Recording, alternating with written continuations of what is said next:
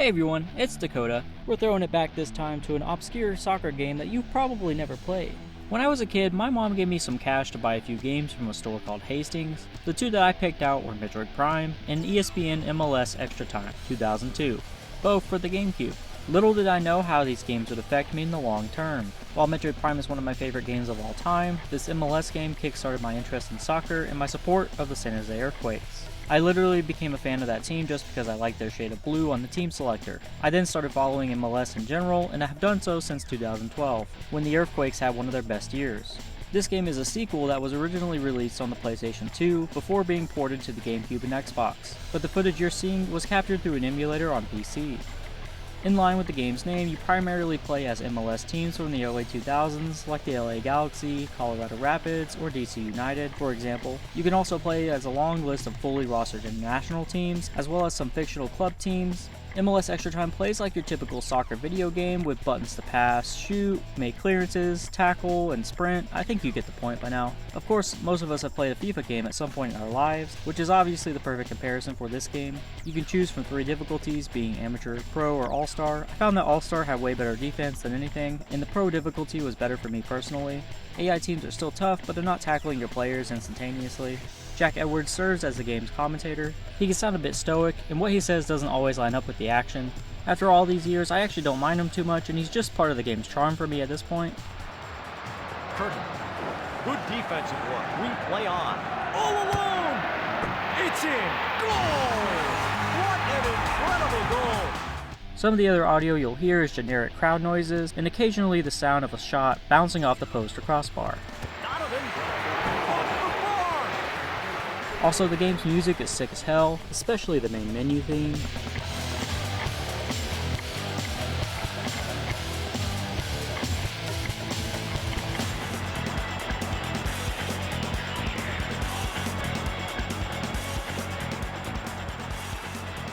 I think the easiest way to show off what this game has to offer is to jump into some actual matches. MLS ExtraTime has some decent cinematic value to it for its time. Every match is introduced with some general dialogue about the location and teams before kickoff, as if you're tuning in to a match on ESPN.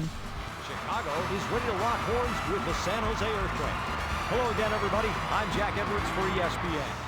Then the game begins, and I have to say the default camera angle is definitely not the best. It's really weird and zoomed in. You can slightly remedy this in the settings, but it's still not ideal, even with it zoomed out to the max. It makes the player map at the bottom of the screen all that more important. I unfortunately didn't realize there was a setting to zoom out for a while, so some of my footage may flip-flop between being zoomed in and out. I also didn't get the screen size correct on the emulator at first, so that might jump around too. The matches have a pretty good flow to them. Obviously the AI teams are pretty good at attacking and passing, but there's always opportunities to break up their flow. I found they went for through balls more than anything, with the occasional cross from out wide. They were especially accurate at hitting free kicks from dangerous areas as well. With the free kick from close in.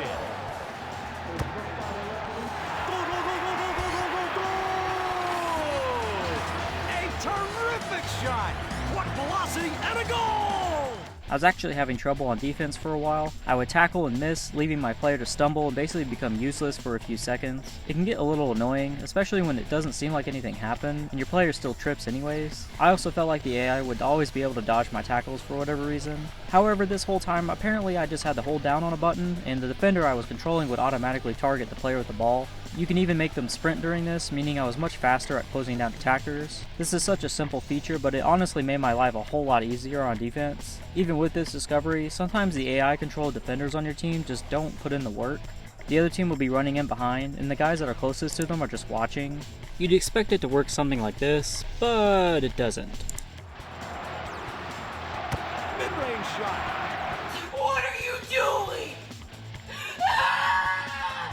While you're on offense, the AI teams won't hesitate to take the ball off of you. If you keep it moving and your passes stay fluid, you could keep it away from them most of the time.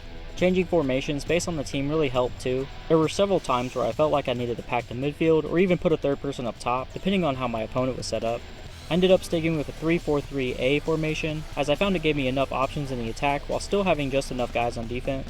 What doesn't help anyone though is a small issue with passing. I'll look directly at a guy, press my stick toward him, press the pass button, and then my player will make the dumbest attempt at a pass I've ever seen to a completely marked person. This was a consistent problem, as if the game wasn't calibrated quite right. There's also a super annoying type of pass that happens when you're on top of your opponent's box. It's basically a through ball done by pressing the regular pass button.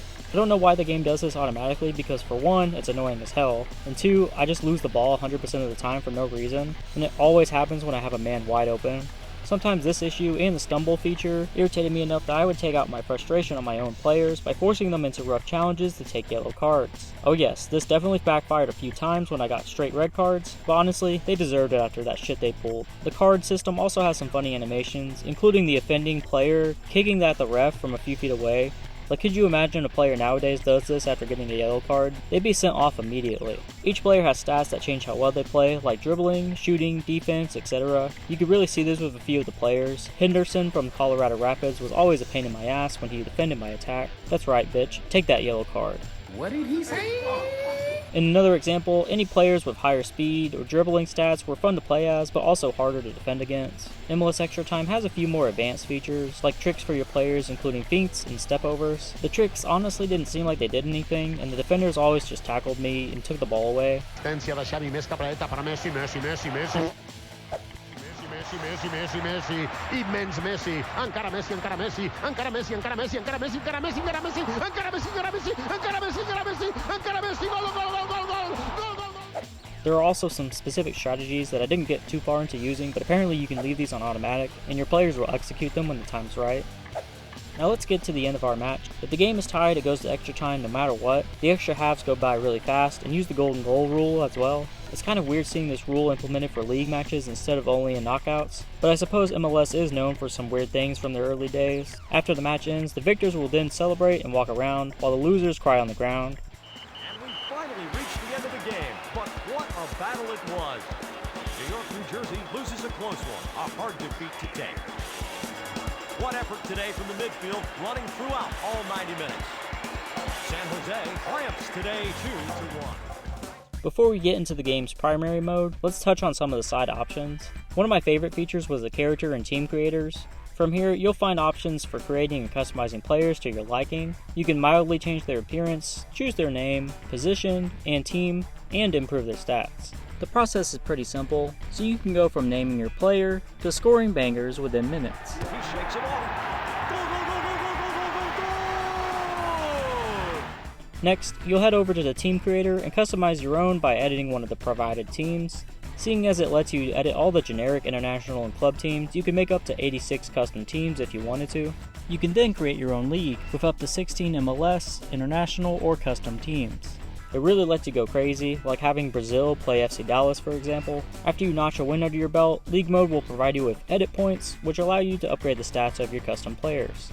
This part of the process was a little tedious. You have to unregister your player from the team, make your edits, and then re-register them back to that old team. I did confirm that this works, and your player's stats are saved even if you're in the middle of a custom league. Your created characters will all have stats set to 1 and be horrible on the field at first, so it's a bit of a grind to improve them. Did I play an entire game with my new team on amateur difficulty and take 30 shots from within the box only to lose 1-0? Sure, maybe. Nobody told me 2014 Tim Howard vs Belgium was going to be in the net when I was getting footage for this video.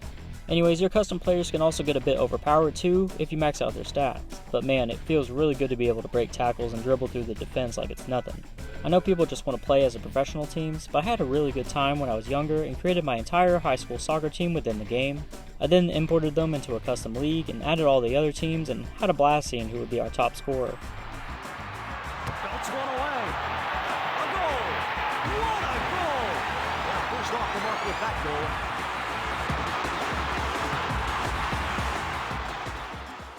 The training mode lets you practice free kicks, penalties, corner kicks, and 1-2 passes. You can set up free kicks from anywhere on the field, and this is where I found out you can control the swerve of the ball with your left stick after shooting it. If only they would show replays during training though. The best option by far is the open training. It puts your entire team on the field with no opposing team, so you can just screw around and do whatever you want. I remember spending hours back in the day in this mode just listening to the coach yell while I goofed around. That's the way. Get in the box and get the shot off. Get over there! Somebody get over there! Huh? Remember, best pass is the longest pass you can make. Yeah, that's the way. That's good. Try putting some curve on that. Come on, guys. Keep those defenders on their toes. Brother, this guy stinks! Challenge mode puts you in unique matches where you have to come out as the victor while completing objectives, coming with small storylines to set the scene. Most of the matches have already begun and throw you into the deep end of a harrowing situation. In one instance, you're down a man in a goal and only have 15 in-game minutes to win. In another, you have to score as a specific player so that they can break a record. A nice back heel. What a score! What a goal! This could be a blowout if the defense isn't careful here. The hardest one by far was called Rare Comeback, where you had to play as a New England Revolution against DC United and come back from 4-0 down with just the second half left to play. This mode provided some fun scenarios while also handing out edit points for the player editor as you win, making it worth completing. The game's signature mode is the MLS season. You can play through 5 years as an MLS team, with random retirements and transfers being announced throughout. The beginning of my first season was a bit rough, as I wasn't quite used to the game's controls. Many of the matches were fought with tight scorelines, and some even ended with ties. But still, I persisted through and started to better understand the flow of the game, leading my team to the top of the table for the rest of the season. My biggest rivals were DC United, who kept pace with me about 75% of the time. Remember what I said about the AI being good at free kicks? Well, their player Echeverry was always a sharpshooter, while their fastest striker Conte was a menace too. They might try and lay off the pass for a good shot on goal. With the free kick been close in. Finishes it. A tremendous goal! They score! In the middle of the MLS season, you even get to play a classic East vs West All-Star game. It's a nice break from your normal matches as you get to use all the best players from every team in the division. There was basically nobody in midfield and about 4 to 5 strikers up top, with everyone else being defenders. Lastly, we get to have a small version of the MLS playoffs at the end of the season. Since I was the top seed, I got to skip the play-in round and go straight to the semis. Here's how my MLS Cup game played out. The game was, of course, against my season-long nemesis, DC United. As it turns out, this would be one of my finest matches against them, with a particular player being the unlikely hero. We start off the first goal coming off a header from Robinson, of all people. A terrific shot! Then shortly after, I made a quick cut and shot with Donovan that squeaked its way through. Let's it go! A goal! What a goal! For even more padding, Robinson added yet another header to extend our lead. Incredible accuracy! What a goal! We would then hold this lead until the very end and take the cup. And we finally reached the end of the game. But what a battle Uh-oh. it was. The game crashed at the ending cinematic, meaning we're going to have to do it all over again because the progress did not save. They ask you how you are, you just have to say that you're fine when you're not really fine, but you just can't get into it. I'm confident we can get a similar result, even though DC has been a pain in my ass this whole season. Unfortunately, we're going to start off with a free kick in a dangerous position. Yep, Echeverry's done that all season. Surely things couldn't get worse, right? Right? Conte, a goal! A tremendous goal! What's this? Robinson's back, and we're on the board! San Jose, incredible score! Somehow, someway, he will not be denied. We get to halftime down 2-1 this time, a lot more precarious of a position than before. We'll start the second half off pretty quickly, and Robinson again to make it 2-2. An incredible goal! We're back to where we started. And you think that's it, right? Well, Donovan's here as well, 3-2 to us. What a goal! Great. What can I say, this match is a lot more exciting than the last one, if we've got to be honest. Oh, here's Donovan again, 4-2. That shot went right through the keeper's hands. We're entering cruise control at this point in the match, and oh, we just gave up a free header in the box. Okay, 4-3. The score is United 3, San Jose 4. Washington, D.C. Ultimately, we finally tough it out and take the cup.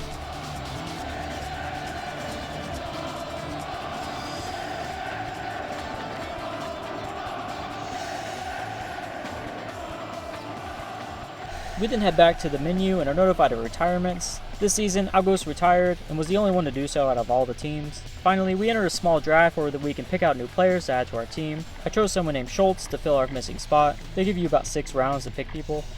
One of the things I was looking forward to getting access to was the transfer system. Use transfer points that you've been getting for winning matches to grab players from other teams in the league. So I grabbed my boy Valderrama because, come on, who wouldn't? And I also added a great forward named Jason Price.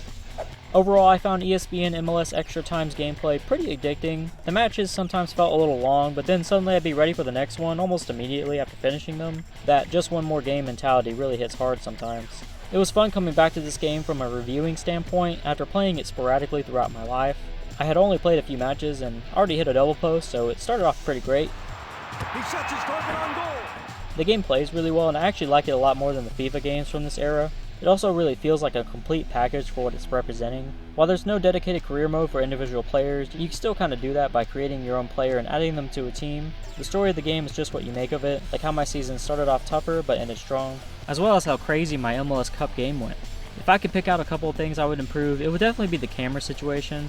It still feels pretty tight even with the settings zoomed out to the max. I would also have liked to see a more in-depth tutorial on the tactical side of the game. There were a whole lot of layers I figured out just through trial and error. Otherwise, I was having a blast. MLS ExtraTime can be hard to put down once you get into the flow of things, and I believe it stands the ultimate test of time. I'm going to give ESPN MLS ExtraTime an 8.1 out of 10.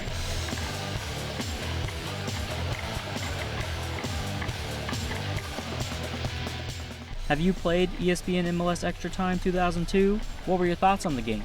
Let me know and I will see y'all next time. He releases from mid-range, and it's in!